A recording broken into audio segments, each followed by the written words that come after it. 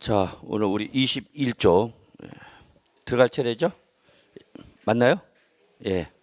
어디 가는지 확인하면서 갑시다. 예. 자, 21조 우리 취득세 중과 대상이네요, 여러분. 취득세 중과 대상. 자, 일단 첫 번째 표준세에다가 중과 기준세율 하면 몇 프로를 말하고 여러분? 2%를 말하고 2%의 몇 배 여러분? 4배. 그러니까 2%의 4배니까 몇 프로죠? 8%를 표준세에다 어떠하라? 더하라 그죠. 이거 무슨 재산이죠, 여러분? 사치성 재산. 기억해 두셔야 합니다. 사치성 재산. 그래서 사치성 재산 일단 결론. 표준세에다 몇 프로 더한 세로 가세라? 8%를 더한 세로 가세라. 그 얘기죠, 여러분. 예. 자, 우리 5가지 있죠. 어떻게 외우고 있죠, 여러분? 별꼴 오손주 이렇게 외우시면 되죠. 자, 뭐 별장이란 것이 뭐다라는 건 뭐 여러분 다 이미 알고 계신데, 일단 우리 세법에서 말하는 별장이라는 정의를 본다면 주거용 건축물인데 늘 주거용으로 사용하는 것이 아니라 밑줄 휴양, 피서, 놀이, 요게 포인트입니다, 여러분. 휴양, 피서, 놀이 등의 용도로 사용하는 건축물과 그 부속 토지를 말한다라는 걸 잊지 마시기 바랍니다. 이때 여러분 맨 밑으로 내려가셔서 기본 통칙이 있습니다. 밑에 찾으셨나요, 여러분? 예, 기본 통칙에 보시면 여러분 오피스텔 밑줄 치세요. 오피스텔 등의 건축물이 주거용으로 사용토록 되어 있는데 이를 상시 업무용에 활용되지 않고죠. 상시 업무용에 활용되지 않고 필요한 때 나왔다. 밑줄 뭐 휴양, 피서, 위락 이 말이 나오면 뭐랬죠, 여러분? 별장으로 봐라 그랬죠, 여러분? 그래서 오피스텔. 자, 오피스텔은 우리 세법에 따라서 자, 두 가지로 구분하죠. 오피스텔은 건축법에서는 뭘로 보는데? 업무시설로 보는데 그는 건축법이 있고 건축법에서 즉 공법시간에서 할 때고 세법은 무슨 과세 원칙에 따라서 실질 과세 원칙에 따라서 과세합니다. 그렇기 때문에 오피스텔을 뭘로 사용하면 주거용으로 사용한다. 근데 늘 주거용으로 사용하면 이제 주택으로 보는 것이고요. 네. 그리고 늘 주거용이 아니라 뭐를 사용하면 여러분 휴양, 피서, 위락 등의 용도로 사용한다. 그럼 우리 뭐로 본다, 여러분? 별장으로 본다라는 거 잊지 마세요, 여러분. 그래서 특히 오피스텔이더라도 주거용으로 사용하면 주택으로 본다는 거 잊지 마시고요. 휴양이란 말이나 뭐로 본다, 여러분? 별장 본다는 거 잊지 마시기 바랍니다. 그럼 뭐가 달라지는가? 세율이 달라지는 거죠. 세율이 달라진다. 자, 그 다음에 3번 보죠, 여러분. 기본 통칙 3번에 나와 있죠, 여러분. 소유자, 이외자 누구죠, 여러분? 임차인이죠. 임차인이 주택을 임차하여 별장으로 사용해도 뭐한다? 중과한다. 그럽니다. 그 임차인이 주택을 임차해서 뭐로 사용하면? 별장으로 사용하면 우린 중과세 하는데 누구한테 중과세 하는 거예요, 여러분? 임대인한테 과세하는 거예요, 여러분. 항상 임차인한테 부과되는 세금은 없어요, 여러분. 생각을 하세요. 무슨 임차인한테 세금을 때려. 임차 들어와서 사는 것도 더러워 죽겠는데. 그렇죠, 여러분? 예. 자, 그렇게 보시고요. 자, 그다음 골프장 갈게요. 다시 위로 올라가겠습니다. 골프장.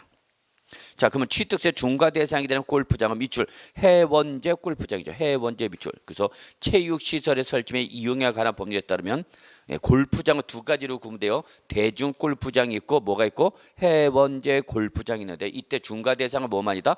해원제. 그럼 여러분 해원제 골프장 여러분 다 생각하시는 거 그겁니다. 필드로 말합니다. 필드. 예. 요즘 뭐 유선 방송이나 뭐 인터넷 뭐 유튜버 뭐 이런 데 보면 계속 올라오는 게 바로 뭐죠, 여러분? 골프죠. 예. 그래서 여러분 나중에도 골프 배우실 텐데. 하여튼 해원제 골프장용 부동산 중 구분 등록 대상이 되는 토지, 건축물, 임목 밑줄 토지, 건축물, 임목. 주의할 건 여러분 골프장 회원권이 중과 대상이 아닙니다. 골프장 회원권이 중과 대상이 아니라 골프장용 시설이죠, 여러분. 그래서 골프장용 부동산인 토지, 건축물 그리고 뭐 여러분 임목 여기 중과 대상입니다.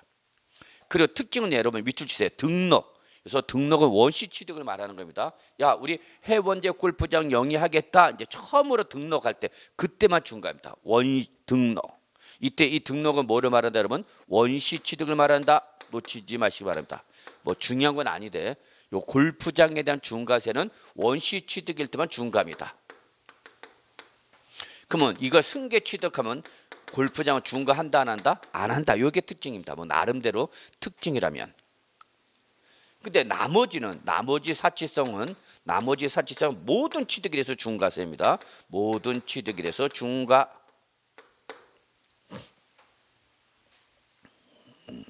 그래서 딱 하나만 골프장만 등록이라는 원시 취득단에서만 중과세고 나머지 사치성지에서는 모든 취득에서 뭐한다 여러분? 중과한다라는 거 기억해 주시기 바랍니다.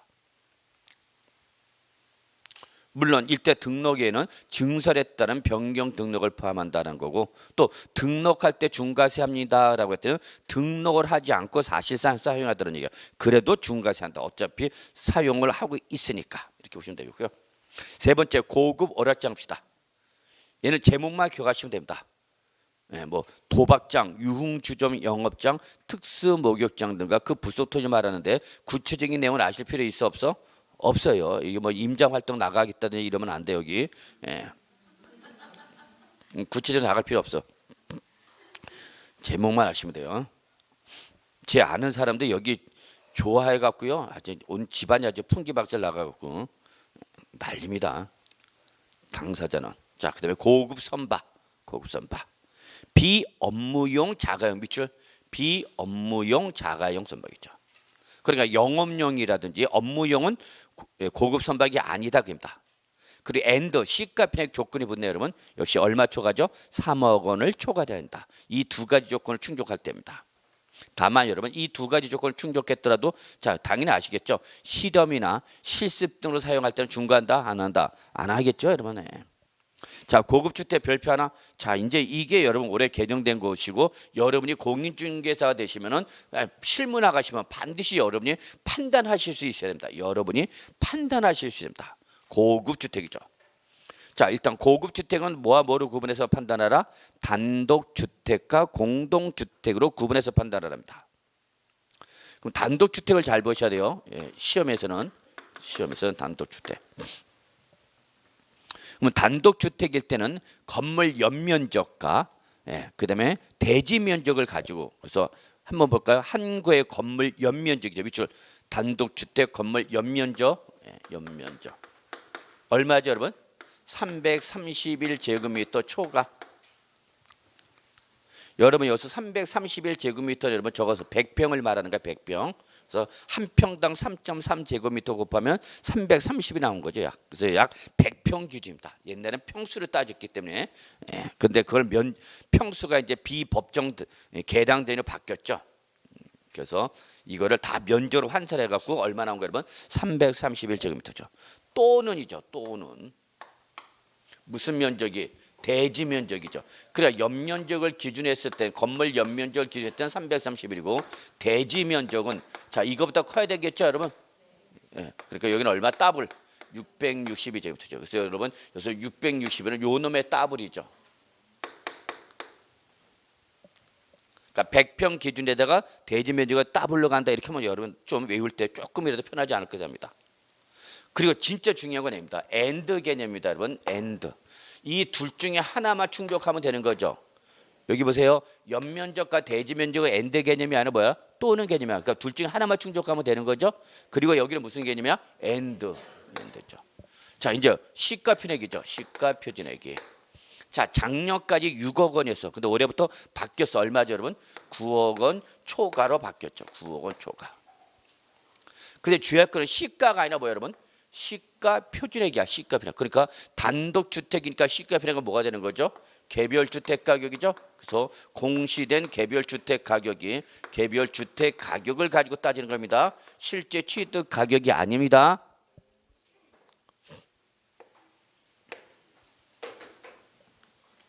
그럼 얘는 4월 30일이 되면 알 수가 있겠죠. 4월 30일자로 공시가 되잖아요 여러분. 그렇죠? 딱 나왔다. 9억 원 초과했구나. 그러면 고급 주택으로 분류될 수 있다 없다? 있다라는 걸 잡으셔야죠. 자, 그다음에 요거 외에 이제 부대 설비죠. 부대 설비. 부대 설비는 다시 두 가지로 구분해요, 여러분. 그렇죠? 뭐가 설치가 됐을 때 엘리베이터가 설치가 됐었죠. 엘리베이터. 물론 소형 적재 하중 200km 이하나 제외되는데 뭐 그런 건 신경 쓸 필요는 없고 여러분 엘리베이터 설치됐는데 역시 엔드죠. 무슨 기준? 시가 편액. 요거 충족해야 돼 안 해야 돼? 해야 되죠. 시가 편액 충족해야 되겠죠.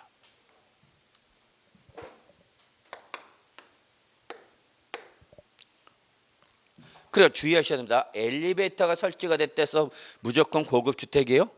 아니죠. 하나 더. 뭐 시가편의 9억 초과.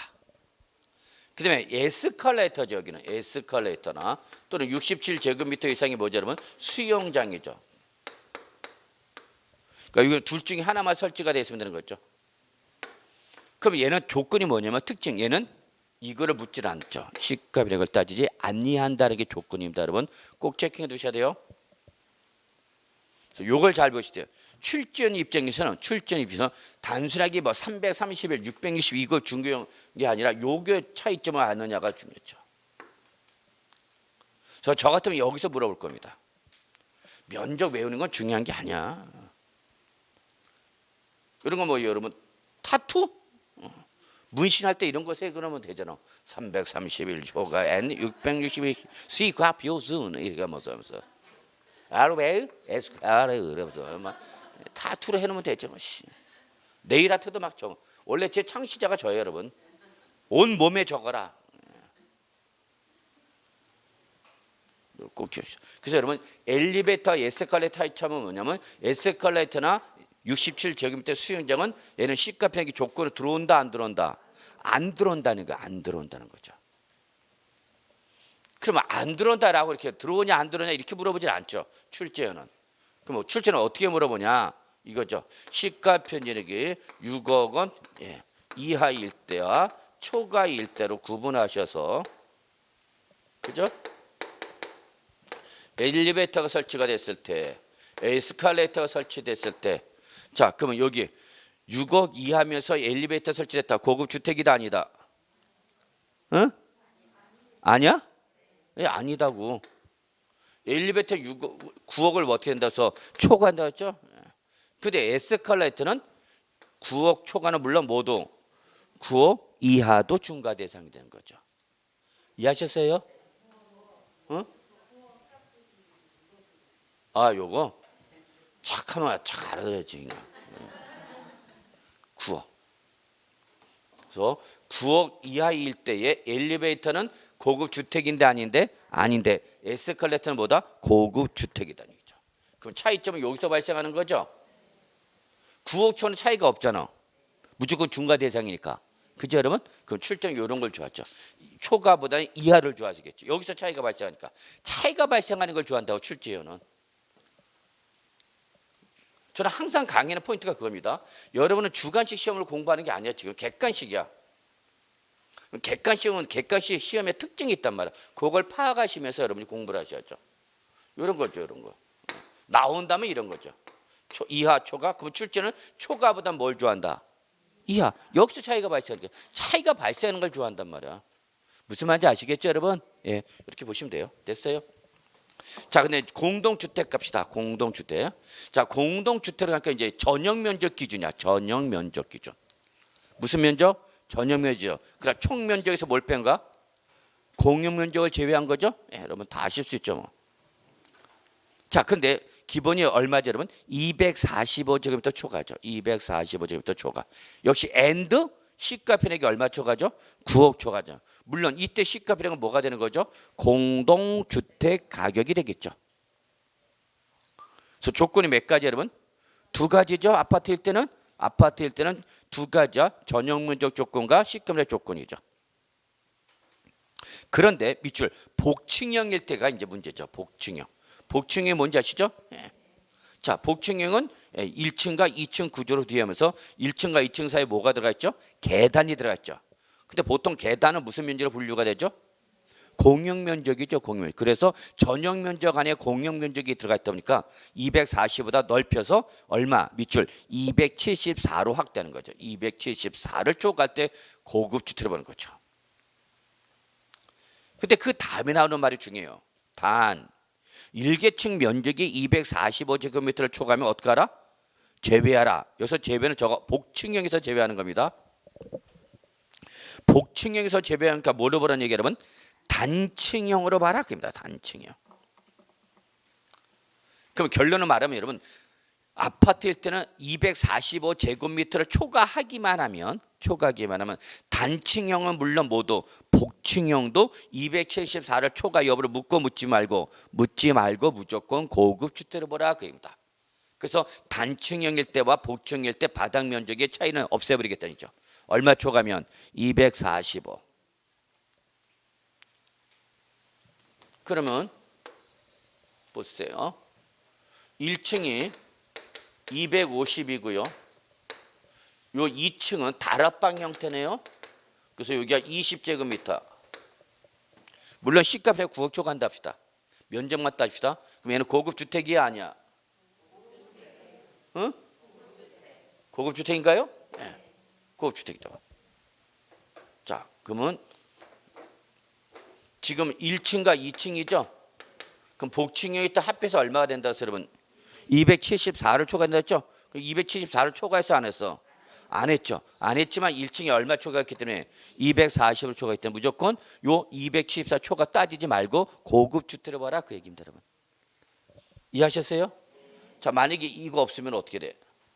당연히 역시 뭐죠? 고급 주택인 거죠? 단층에 됐고 단층이라 얼마 초과? 245. 그러니까 단층이나 복층이나 일단 기본이 245를 초과하면 고급 주택으로 봐라 그입니다. 근데 여기서 만약에 1층이 140이야. 140제곱미터. 2층도 140제곱미터예요. 고급 주택이에요? 네, 합치라고. 합치가 얼마나 하네? 280. 그러니까 214 초과한 거죠? 그 고급 주택으로 보라 그 얘기죠. 이해하셨어요, 여러분? 여기까지? 예, 이렇게 보시면 됩니다. 자, 근데 단서가 있죠. 다만 다가구용 주택을 포함하다. 다가구용이란 말이 나와서 우리 세법에서 다가구용 주택을 포함하다. 즉 하나의 건물에 여러 세대가 살고 있는 건물 우리는 여기서 다가구용을 포함했다. 그럼 여기 다가구에는 여러분 이렇게 적으세요. 공동주택 플러스 뭐죠? 다가구 주택까지입니다. 그러니까 다가구 주택이 고급 주택인지 아닌지는 단층형 조건을 따져라. 복층형 조건 아니 공동주택 조건을 따져라. 예, 다가구 주택은 건축법상 무슨 주택이죠? 단독주택이죠. 그런데 고급 주택 여부를 판단할 때는 무슨 주택으로 판단하라는 얘기야? 공동주택 요건을 가지고 따지라 그입니다. 공동주택. 이때 다가구형은 밑줄 한 가구가 독립하여 거주할 수 있도록 구획된 부분. 즉 전용 면적별로 따져라 그죠. 전용 면적별로. 그러면 나 다가구다? 다가구가 3층이야. 다 3계층 주거용이야. 그러면 이때 얘가 다가구인데 얘가 고급 주택이냐 아닌지는 전체 면적을 가지고 따지라 가구별로 따지라고. 가구별로 따지라고 가구별로. 하나가 더 올라가면 뭐가 되죠, 여러분? 다세대. 이제 공동주택이죠. 그럼 이때도 다가구는 아니 다세대면 역시 가구별 전용 면적을 따지는 거죠. 다만 다가구는 소유권이 하나로 나오는 거고 다세대는 여러 개로 나오는 거고 그 차이점이지. 그러면 고급 주택 여부를 따질 때는 다가구나 다세대나 뭘로 따져라? 면적별로 전용 면적별로 하나하나씩 따져서 245 초과 여부 따져라 그 얘기입니다. 이해하시겠어요, 여러분? 예, 됐어요, 그러면. 자, 박스 별장 볼게요. 박스 밑에 별장합시다. 별장, 골프장, 고급주택, 고급오락장, 고급선 한 줄로 쭉 주시고요. 무슨 재산? 사치성 재산. 우리 돈 벌면 사야 되는 것들이죠. 안 살 거야? 살 거야? 예. 자, 요거를 2명 이상이 구분하여 취득하거나 또는 1명 또는 여러 명이 뭐를 시차를 두고 구분하여 취득하는 경우도 중과를 하라 하지 마라. 하라 그 얘기입니다. 중과를 정하라. 자, 여러분 이런 경우가 어떤 경우냐? 시차를 두고 샀다. 이런 거죠 뭐. 제일 먼저 나대지를 매입한 거죠. 나대지를 매입. 그럼 몇 프로 내면 돼? 4% 내면 되죠, 취득세? 자, 나대지를 매입했더니 지금 중과 대상이 아니야. 아니죠. 그러니까 몇 프로만 냈다고? 4% 냈다고. 그래서 토지 취득에서 4% 냈어. 자, 이제 시간이 좀 지났어. 지나서 여기다 드디어 꿈에 그리던 뭐를 별장을 신축한 거야. 밤밤. 별장 신축. 그러니까 별장이 나왔네. 별장은 무슨 재산? 사치성. 그러니까 별장 신축했으니까 자, 신축일 때 표준세는 몇 프로고?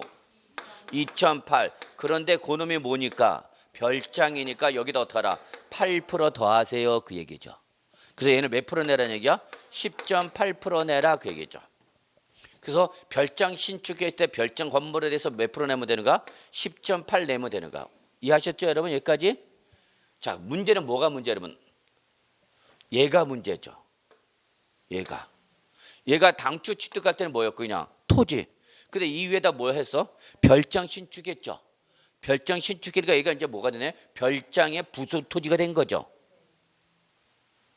별장 부속 토지가 된 거 아니야. 그럼 별장 건물은 물론 뭐도 별장 부속 토지도 중과한다고 그랬죠. 부속 토지도 항상 중과 대상이야. 그럼 얘 중과하냐 안 하냐 그 얘기야. 이때 중과 여부는 여러분 5년을 지났는지 안 지났는지 확인하셔야 돼요. 5년 이내인지 5년을 경과한 후에 신축했는지에 따라 달라지는데 어쨌거나 만약에 이 토지를 매입한 날부터 몇 년 이내 5년 이내 별장을 뭐하면 신축하면 요 별장 건물은 물론 뭐도 나대지도 뭐로 보는가? 별장 부속 토지가 돼버리는 거야. 별장. 그럼 얘도 몇 프로 더 내야 되는가? 8% 더 내야 된다. 그입니다. 8%를. 이미 몇 프로 냈는데 4% 냈는데 그 후에 주택을 신축하면은 별장 신축하면 요 토지에 대해서도 몇 프로 더 내야 된다고? 8% 더 내야 된다. 그입니다. 8%. 근데 5년을 지난 다음에 신축하면 5년을 뭐 한 다음에 지난 다음에 신축했대. 그러면 이제 이미 토지를 매입한 날부터 5년 지나버렸죠. 그럼 제적기간 만료돼 버려서 끝났어. 그렇기 때문에 얘는 납세물과 소멸돼 버렸기 때문에 더 이상 중과를 못해. 그러면 여러분 우리 취득세 중과세 줄이고 싶으면 어떻게 하면 돼? 먼저 토지를 매입고 몇 년 지난 다음에 5년 지난 다음에 별장 신축하면 되는 거죠. 근데 그 5년을 어떻게 참냐? 그럼 그동안 뭐가 되는 거냐? 비업무용 토지가 돼버리죠. 나대지가 되니까. 그 5년 동안 종합합산과세 대상 토지가 버린 거죠. 네, 보시면 되겠고요. 근데 두 번째 당구장 갑시다. 중과기준세. 우리 취득세에서 무슨 말이 나면 중과기준세라고 하죠. 중과기준세는 취득세에서만 나오는 말이에요, 여러분. 취득세에서만 나옵니다.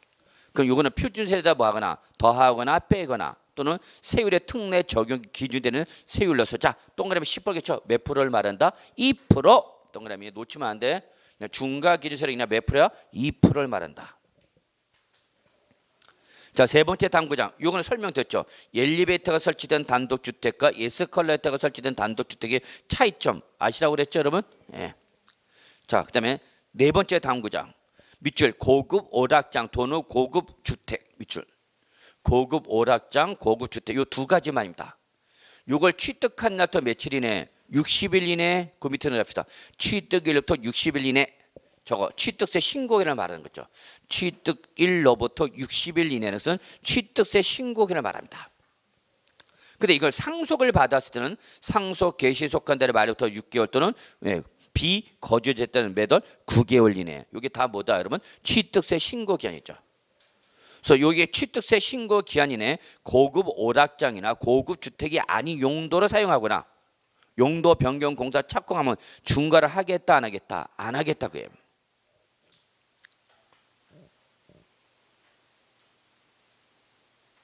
자, 이게 무슨 말이냐면 내가 취득할 당시에는 뭐였지만 고급 오락장 또는 고급 주택이 있어. 그런데 취득한 이후에 나는 이 고급 오락장이나 고급 주택을 사용을 하지 않겠다. 그러면 중과 안 하겠다입니다. 근데 그걸 안 하겠다는 걸 며칠 이내 취득세 신고 기한 이내에 어떻게 하라? 신고하라는 얘기죠. 용도 변경 공사 들어가든지 용도 변경 다른 용도를 아예 사용하든지 그러라는 얘기입니다. 며칠 이내? 60일 이내. 그러니까 예를 들어서 여러분 내가 부모님이 돌아가시면서 서울 신사동에 있는 건물을 하나 상속을 받았어. 우와, 어디? 서울 신사동에 있는 건물 하나를 상속을 받았대. 훌륭한 부모님인 걸 알 수 있죠? 훌륭한 부모님이잖아. 뭘 더 이상 어떻게 얘기해? 서울특별시 어디? 강남구야. 그것도 어디? 신사동. 임병을 이 건물을 뭘 받았다고? 상속을 받았다고. 어떻게 여러분 부모님 이렇게 줄 수 있겠습니까? 응? 없어? 자, 상속 받아 안 받아 우리? 받아야죠. 근데 이게 뭐냐? 캬베레야. 북극성 캬바레. 많이 들어봤었죠?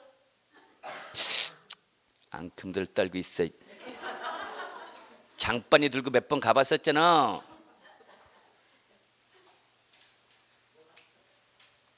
좋았었죠 그때가? 장바구니 들고 캬바레 가본 적 있어? 물품 보관 장소에서 다 받아줘. 자, 상속을 받았어. 몇 프로야? 2008이죠. 근데 이게 뭐라고요? 캬바레. 캬바레는 뭐 얘기하는 거야 여러분? 고급 오락장. 에이씨. 그러니까 여기다 몇 프로를 8% 더해야 된다는 얘기입니다. 이해하셨죠? 그냥 상속받으면 2.8% 내는데 그 상속받은 게 뭐니까 사치성 재산. 그럼 몇 프로 더 내라? 8% 내라. 그래서 짜증나서 우리 이거 받아 안 받아? 응? 받을 거야? 꼭? 참네. 안 받으면 제가 대신 받으려고 그랬더니. 자, 그럼 요게 문제가 되는 거죠? 자, 근데 내가 상속을 받던 뭐예요, 여러분? 캬바레 했는데 취득세 신고 기한에 요거 캬바레를 나는 독소실로 바꿔버리는 거야. 우리 수험생인 입장에서. 뭘로? 독소실을 바꿔버린 거죠. 용도 변경한 거죠. 그러면 상속을 받았을 때는 뭐였는데? 캬바레 했는데 취득세 신고 기한에 요거를 뭘로? 독소실로 사용하거나 용도 변경 공사 들어가면 요거 하겠다 안 하겠다? 안 하겠다. 여러분. 그러니까 일단 받아야 돼 안 받아야 돼? 일단 받을 건 받고 나서 빠져나갈 거 찾아가면 되는 거죠. 자, 그럼 여러분 여기 가서 공부하는 학생들 공부 잘 되겠죠? 바닥은 풀러오지 위에서 다만은 그냥 LED 놨다는데 LED 여기는 지구봉이 돌아가죠. 빵빵빵빵빵빵. 사이키 조명 돌아가지 마. 그런 데서 공부하면 잘 되겠다 안 되겠다? 잘 된다 그런 거죠. 무슨 말인지 아시겠죠 여러분? 그러니까 취득할 당시에는 중과 대상이었지만 이걸 취득한 사람이 이거를 앞으로 중과 대상을 사용하지 않겠다라고 용도 변경 공사 들어가면 중과한다 안 한다? 안 한다 그럽니다. 이해하시겠어요 여러분? 예. 예를 들어서 하나만 더 들어볼게요. 자, 제가 단독주택을 우리 집은 건전한 집안이기 때문에 건전한 집이기 때문에 이런 거 상속 받아 안 받아? 안 받아. 그래서 그냥 단독주택 상속을 받았어. 근데 단독주택을 상속받는데 여기는 30평짜리 수영장이 설치가 된 집이야. 수영장. 맨날 어디서 보던 영화 미드에서 보던 풀장 들어봤어요 여러분? 예. 그래서 항상 미드 보면 뭐가 있어요 여러분? 단독주택에 수영장 있죠? 그래서 그냥 여자가 하고 이렇게 있죠. 그래서 꼭 술 한잔 먹고 꼭 사건이 여기서 나죠. 왜 밤늦게 나와 있냐고 여기서 헐딱 벗고. 자, 그러면 이 단독주택을 상속을 받을 때, 자, 요걸 매입했어. 매입했으니까 뭐 한 4% 하면 안 되겠지. 뭐 3% 뭐 이렇게 됐어. 3%인데 이게 뭐가 설치됐으니까? 67제곱미터 이상의 수영장이 설치가 되면 무조건 무슨 재산? 고급주택. 사치성 재산이죠. 8%는 거죠. 몇 프로 내야 되는 거야, 여러분? 11% 내야 된다는 얘기야. 그런데 내가 취득할 때는 뭐가 있었지만 나는 수영을 못해. 수영을 못해가 수영장이 필요 있어 없어? 없어. 그래서 매립해버린 거죠. 그냥 잔디를 깔아버린 거죠. 너 들어가 그러면서. 그래서 수영장을 없애버렸다고. 그러면 취득할 당시에는 있었는데 취득한 사람이 앞으로 수영장을 사용하겠다 안 하겠다? 안 하겠다 그 얘기예요. 그러면 중과 대상이다 아니다? 아니다 그 얘기입니다. 이해하시겠죠 여러분? 예, 그 얘기입니다 여러분. 그래서 결론 낼게요. 고급 오락장이나 고급 주택을 취득했더라도 취득세 신고 기한 이내에 고급 오락장이나 고급 주택이 아닌 용도로 사용할 때는 중과한다 안 한다? 안 한다. 그렇게 보시면 됩니다. 자, 마지막 다음 구장이네요. 별장, 고급 주택, 고급 오락장 세 가지죠. 별골, 여기 별장, 고급 주택, 고급 오락장의 부속 토지 경계가 명백하지 않으면 지방세는요. 무조건 바닥 면적의 10배입니다. 지방세는 무조건 몇 배다고요? 10배. 근데 양도소득세에서는 우리 5배, 10배 했죠.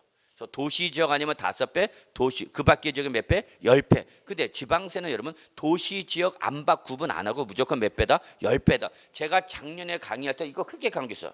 지방세와 국세가 차 있습니다. 국세는 도시 지역 안팎을 따져서 5배, 10배 나누지만 지방세는 무조건 부속 토지 부속 토지 경계가 불분명하다. 그럼 무조건 바닥 면적 몇 배 때려라? 10배. 시험에나 20배 이렇게 나오죠. 됐어요? 자, 그다음에 이제 우리 양가로 5번 맨 밑으로 나옵니다. 표준세에다 이제 몇 프로 더하는 거죠? 4%. 요거는 이제 우리 과밀 억제 권역 밑줄. 과밀 억제 권역이란 말이 나면 표준세에다 몇 프로 더한다? 4% 더하죠. 과밀 억제 권역입니다. 그래서 2번 본점이나 주사무소의 사업용 부동산을 뭐 하거나 여러분 신축 또는 증축할 때 그 건축물과 부속 토지 역시 중과 대상이다라는 거 확인해 두시고요. 다음 페이지 넘으세요. 또 공장이 있네요, 여러분. 그래서 과밀 억제 권역 안에서 공장을 뭐하거나 신설하거나 증설함에 따른 사업용 과세 물권에 대해서는 역시 몇 프로? 4%를 더한 세로 과세한다. 이렇게 눈으로만 보세요. 한번 쭉 읽어만 보시기 바랍니다. 읽어만 보시고요. 자, 맨 밑으로 내려갑시다. 양가로 6번 나오죠. 양가로 6번. 자, 이번에는 표준세대 몇 배를 곱한 다음에 3배를 곱한 다음에 몇 프로를 빼라고요? 4%를 빼랍니다. 자, 여러분 여기는 대도시입니다. 밑줄 대도시. 그래서 여러분 장소 갖고 판단하셔야 돼요. 장소 갖고. 그래서 중과 대상 구분문이 나오면 여러분 이게 어디 있느냐를 보시면 돼요. 일단 과밀 억제 권역이란 말이 나오는지 대도시 아니라는 말이 나오는지를 보셔야 돼요. 여러분. 그래서 어디 안에서 과밀 억제 권역 안에서 법인이 사업용 부동산을 취득하거나 공장에 대한 사업용 과세 물권을 취득하는 경우죠. 그럼 이때는 표준세에다 몇 프로 더하라? 4% 더하는 거죠. 표준세에다가 4%를 더해서 때려라. 근데 여기는 어디 안에서 이제 대도시 안에서 법인을 신설하거나 또는 지점 등을 설치를 한다든지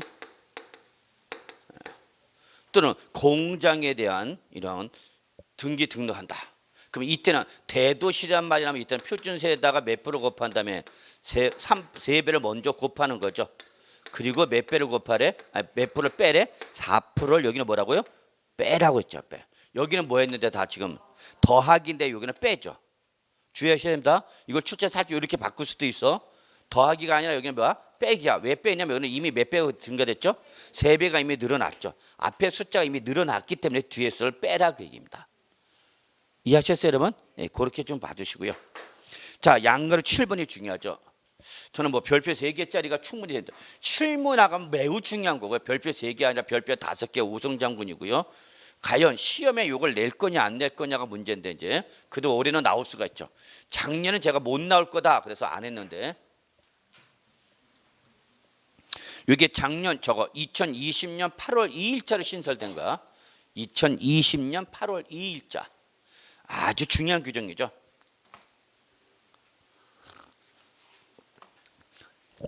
그래서 뭘 취득하면 여러분? 주택을 취득하면 중과하는 거죠. 주택을 취득하면.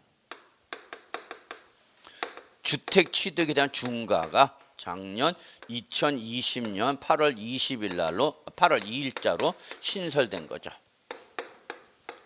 자, 이거는 뭐 여러분 별표 3개짜리죠. 실무 나가면 뭐 별표 5개짜리고요.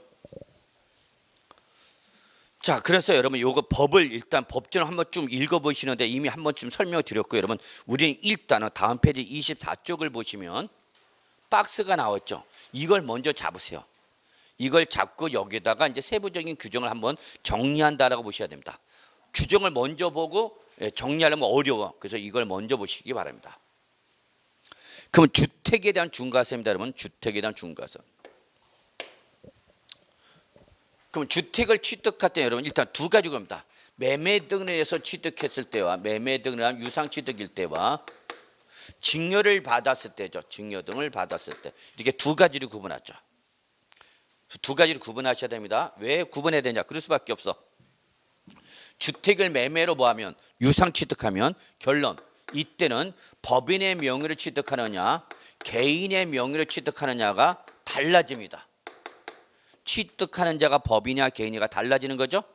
근데 증여일 때는 개인과 법인의 차이가 없어요. 법인과 개인의 차이가 없습니다. 똑같이 적용한다 그럽니다. 여기로 보셔야죠. 결론 냅시다. 단순하게 결론 낼게요. 자, 주택을 누구 명의로 취득하면 법인의 명의로 매매를 하면 매수하면 무조건입니다. 무조건. 묻지 마야. 무조건 몇 프로 때려? 12%입니다. 무조건 12%입니다. 누구 명의로 하면요? 법인의 명의. 그래서 법인의 명의로 취득하면 세부담을 무겁게 하겠다, 가볍게 하겠다. 무겁게 하겠다는 얘기예요. 왜냐하면 작년까지 법인 명의를 통해서 다 빠져나갔어요. 종부세, 양도세, 다주택자가 돼서 세부담이 늘어나는 걸 방지해서 법인 명의로 다 돌죠. 1인 기업이야. 지금 상법상 우리 회사편에 주식회사 같은 경우 1인 기업을 인정합니다. 그래 1인 기업 별거 없어. 내가 4명으로 법인 하나 만들면 되는가? 법인을 4명으로 여러 개 만들 수도 있어. A, B, C, D, E, F, G로 쭉. 그럼 내가 주택을 10채 갖고 있다? 그럼 주택 10채 갖고 있다. 주택을 다 법인 10개 만들고 법인 명의로 각각 하나씩 만드는 거야. 법인 소유로. 그럼 4명으로 갖고 있으면 몇 채인데? 10채인데 법인 명의로 갖고 있으니까 다 한 채가 되는 거죠. 그 중간 다 빠져나간 거야. 과세관청 그걸 보고 있는 거야. 뒤집어져 안 뒤집어져? 뒤집어져. 이것들이 뭘 통해서? 법인을 만들어가고. 그래서 여러분 작년 중반까지만 해도요. 세테크 전략하면 여러분 절대 빠지는 게 바로 1인 기업을 이용한 세부 절세부담. 그게 제일 많이 나왔어. 또 나온 게 바로 뭐냐면 신탁. 신탁은 은행들에서 난리 났었죠. 강남에 있는 은행들이 그냥 VIP들한테 쫙 안내장 보내고 종합부동산세, 양도세, 중과세, 회피 전략, 세법, 절세 공개 다 오라 그래. 회원들만 오라 그래. 회원들만. 여러분한테 왔어 안 왔어? 쪽지 안 왔어? 이것들이 남한교 보내라고 그랬는데. 그러면 그거 가서 초대를 받은 사람하고 가는 거죠. 그러면 막 세금을 막 설명 이렇게 하면 세금 이렇게 따린다 이렇게 된다. 자 이걸 지금부터 피할 수 있는 방법을 말씀드리겠습니다. 노트 필기 딱착 꺼내죠. 그때 저희 첫째 신탁 상품에 가입하십시오 그런 거죠. 무슨 상품? 신탁 상품. 그게 바로 절세 각광을 받았던 거죠. 그 다음에 또 하나가 뭐였다 여러분? 1인 기업이죠. 그래서 다 빠져나가더라는 얘기야. 그걸 보면 과세관청에 뒤집어져 안 뒤집어져? 뒤집어지죠. 그래서 이제 법인 명의로 또는 신탁의 명의로 했던 거 돌려서 세부담 빠져나간 거 다 후회하게 만들 거야. 그래갖고 작년 개정한 거죠. 그래서 이제 누구 명의로 샀으면 무조건 누구 명의로 사면 법인의 명의로 사 무조건 몇 프로 때리겠다? 12% 때리겠다. 무조건 12%입니다. 여기서 무조건이라는 것은 뭐를 말하냐? 주택의 수, 주택 조정 대상 지역 여부 이런 걸 묻는다 안 묻는다? 안 물어. 무조건 법인의 명의로 사면 묻지 마야. 무조건 몇 프로? 12%입니다. 그러면 개인 명의로 사면 될 거 아니냐? 자, 개인 명의로 살 때는 이제 뭘 따지냐? 이제 뭘 따져야 돼? 주택수를 따져야 돼. 주택수. 제일 먼저 주택수야. 그래서 개인 명의로 1주택이 되는 거죠. 여기서 1주택에서는 종전에 주택이 있다가 없다가 이번에 하나 산 거죠. 그래서 몇 주택 됐다? 1주택이 됐더니 이거 투기 목적이 아니야. 아니야. 주택 하나 갖고 있는 거잖아요. 그러면 거주 목적이잖아. 그럼 이때는 주택 유상 취득세를 적용하면 되죠. 주택 유상 취득세. 주택 유상 취득세는 뭐야 여러분? 가액에 따라서 6억까지 몇 프로? 1%. 6억 초과 9억까지는 계산 시기에 따른 세율이고 9억 초과 몇 프로? 3%죠. 이거 좋아하는 거죠. 뭐. 그럼 세율 높아져 낮아져? 여기는 낮아지죠. 일반적 부동산 매매를 취득하면 몇 프로인데? 4%인데 얘는 주택일 때는 9억을 초과해도 몇 프로야? 3%. 그만큼 세부담을 무겁게 가볍게. 그래서 6억 이하는 몇 프로고? 1%. 6억을 초과해서 9억까지는 계산 시 9억 초과면 3%죠. 근데 요거를 예를 들어서 주택을 5억짜리 하나 삽시다. 주택 얼마짜리를? 5억짜리를 매입했대. 그럼 개인 명의로 사면 몇 프로고? 1%죠. 그런데 누구 명의로 사면은 몇 프로가 되는가? 12%죠. 무려 12배가 증가되는 거죠. 똑같은 얼마짜리 샀는데 5억짜리 샀는데 이걸 누구 명의로 사면 개인 명의로 사면은 몇 주택인 몇 프로인데 1%잖아요, 여러분. 무슨 말인지 아시죠? 1%잖아. 그런데 누구 명의로 사면 무조건 몇 프로다고? 그럼 1%짜리가 몇 프로짜리가 되는가? 12%짜리가 되는 거잖아요. 그러면 세금은 그렇게 커지는 안 커지는가? 엄청 커지는 거죠, 여러분. 이해하셨어요? 자, 이제 저는 하나 갖고 있어요. 근데 이번에 하나 더 샀어. 근데 몇 주택이 된가? 2주택이 되는 거예요, 여러분. 2주택. 기존에 하나 갖고 있다 하나 더 사고 2주택인가? 그러면 이제 뭘 따져야 돼? 이게 조정 대상 지역이 아니라 확인하셔야 되는 거죠. 조정 대상 지역이 아니면 이때는 뭐 그 정도는 갖고 수 있는 거죠. 그럼 이때는 1%부터 몇 프로? 3% 가는 거죠. 근데 이게 어디에 있으면 무슨 주택이 지금 취득하는 게, 그러니까 조정 대상 지역은 지금 취득하는 걸 갖고 묻는가? 이미 갖고 있는 건 물어 안 물어? 안 물어, 여러분. 이미 갖고 있는 거 취득해서 내버렸죠. 그 낸 거는 이제 더 이상 따지지 않고 지금 취득하는 것이 어디 있는지 뭐라는 얘기야. 조정 대상 지역인지 확인해. 그래서 지금 취득하는 게 어디 있으면 조정 대상 지역. 이제 몇 프로 내라? 8% 내라는 얘기죠. 8%. 그러면 5억짜리를 매입했는데 1주택이라면 몇 프로인데? 1%인데 기존에 이미 하나 갖고 있는 상태에서 5억짜리 하나 또 산 거야. 근데 그게 어디에 있대? 남양주에 있대. 남양주는 곧 뭐야 지금 현재? 조정 대상이죠. 그럼 그게 어디에 있으니까 지금 조정 대상이 이제 몇 프로 가는 거야? 8%죠. 1%짜리가 8% 올라가는 거죠. 무서워 안 무서워? 무서워야 돼, 여러분. 민법이 무서워? 세법이 무서워? 민법이 무서워. 열심히 하세요. 그 얘기 여러분. 근데 여기 중요한 게 있죠. 단 일시적 2주택이 돼. 요게 이사를 하는 과정에서 한시적으로 일시적으로 2주택이 된 거죠. 그 요거는 투기도 아니다. 아니지 않냐? 그래? 그럼 너 이걸 해. 단 아주 중요하죠. 그 대신 뭐 들어간다? 사후 관리 들어간다. 요거 절대 놓치면 안 되죠. 이사를 가는데 내가 종전 주택을 처분하고 새로운 주택 취득하면 1주택 문제가 되는 거죠. 근데 종전 주택이 팔리질 않는가? 근데 난 아파트 분양을 받았다? 이해하세요? 종전 걸 처분하고 새로운 아파트 입주를 해야 되는데 이게 안 팔리고 있는가? 근데 안 팔리고 있을 때 내가 입주를 포기할 수는 없잖아. 들어가야 되죠. 그러니까 기존 거 못 판 상태에서 하나 더 분양을 받은 거죠. 몇 주택? 2주택. 근데 그게 뭐라는 얘기야? 일시죠. 그래? 그러면 인정해 줄게. 인정. 그 대신 뭐가 들어가는가? 사후 관리 지켜보는 거야. 자, 몇 년? 사후 관리는 몇 년이에요, 여러분? 3년. 3년 이내 반드시 종전 주택을 빨리 처분해야 돼. 종전 주택을 처분해야 됩니다. 왜? 종전 거 처분하고 새로운 주택으로 들어가는 거니까. 그러니까 반드시 몇 년 이내? 3년 이내 어떤 거? 종전 주택을 처분하면 요놈 그냥 8% 가세 한다 안 한다? 안 하는 거죠. 그냥 몇 프로 가세요? 1%부터 3% 가세 하는 거죠. 다만 요게 종전 주택, 신규 주택, 2주택 모두 어디에 있으면 조정 대상적 있다네. 2주택. 그럼 이거 조정 대상적 우대 규제죠. 규제. 그러니까 남들은 몇 년이 돼? 3년 돼. 이때는 지금 몇 년으로? 1년으로 단축되죠. 1년. 근데 만약에 3년 또는 1년 이내 이걸 처분을 못했대. 처분을 못해서 1주택이 아닌 2주택이 되고 있는 거죠. 계속. 몇 년 지나도 3년 또는 1년 지나도. 그러면 이제는 뭐 들어가는 거야? 추징 들어갑니다. 추징. 너 원래 몇 프로 2주택 조정 대상적 2주택이 몇 프로 냈어야 될 건데 8% 냈어야 되는데 네가 일시적 2주택이라서 요거 적용받았죠? 그러니까 여기서 1%에서 3% 요거 빼는 거죠. 요 차익 추징 들어가는 거죠. 그러면서 뭐로 가면서 보통 징수로 가죠. 가면서 요거에 대한 또 뭘 내야 되냐면 가산세가 부과되죠. 아장내게 해야 되죠. 후회하게 만들 거야. 그래서 아예 그러면 이거를 냈으면 끝날 걸. 이거를 냈다가 버티다가 못 내면은 여기에다가 차액에다가 뭐가 더 얹혀져?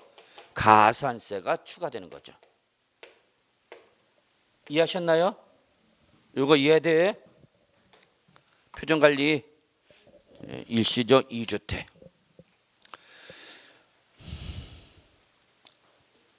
거기 책이 나와 있죠, 여러분. 요약집에 찾아서 일시적 2주택 있다면 어떻게 한다? 제외. 그래 적어 거기다가 몇 페이지 적냐면은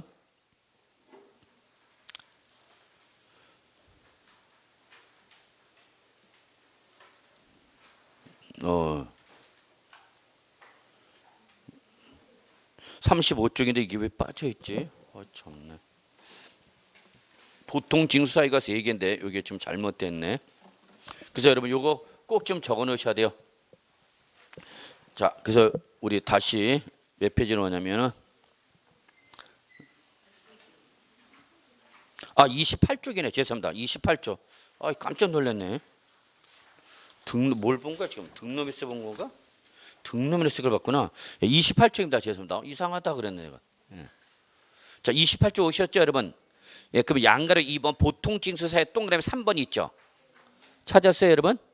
28쪽 예외 보통 징수 동그라미 3번 일시적 2주택으로 뭐 했는데 신고했는데 취득 하나 더 몇 년? 3년. 2주택 모두 조정 대상지역에 있을 때 몇 년? 1년 이내 종전주택을 처분하지 못해서 1주택이 됐다 안 됐다? 안 됐다. 그럼 무슨 세력 뭐로 가면서? 보통 징수로 가면서 산출세에다 뭘 더한다? 가산세 된 거죠. 가산세. 요거예요 여러분. 일시적 2주택.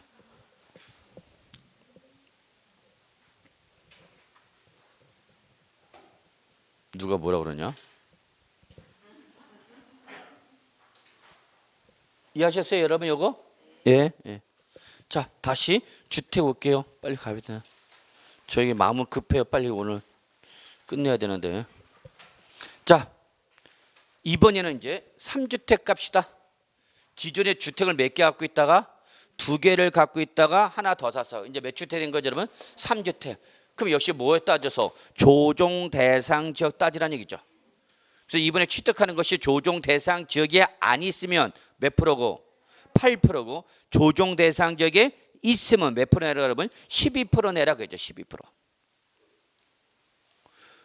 자, 그다음에 몇 주택 이상이 되면 4주택 이상이야. 이제 3개 이상 다 갖고 있다가 3개 이상 갖고 있다 하나 더 산 거죠.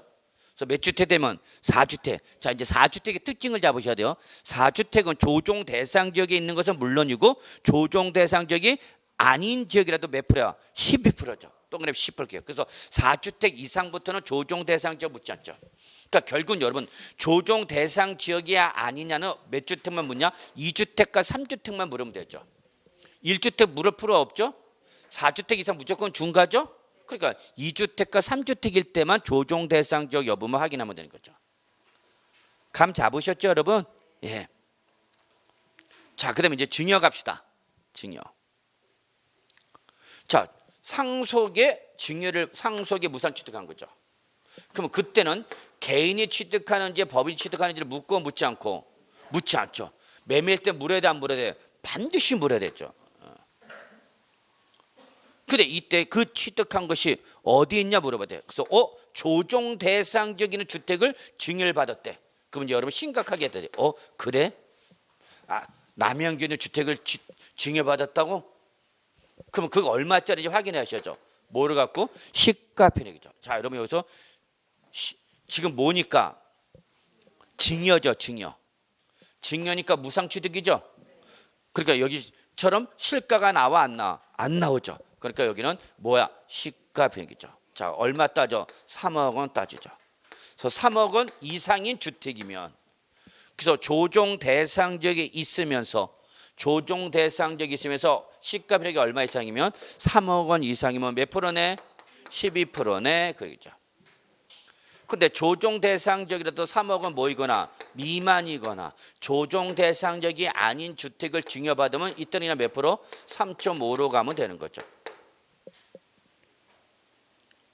이해하셨어요? 이거 잡아야 돼. 3억 원 미만이거나 조정 대상지역이 아닌 지역에 있는 주택을 증여받으면 이때는 몇 프로야? 3.5. 조정 대상 지역에 있으면서 3억 원 모일 때 이상일 때 몇 프로? 여러분 이때는 12%꼭 잡으셔야죠.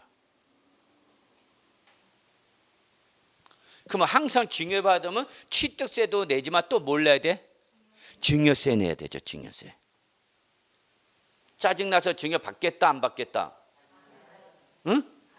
그래도 받아? 네, 받아야죠. 세금을 내더라도 받아야 돼 안 받아야 돼? 받아야죠. 당연히 받아야죠.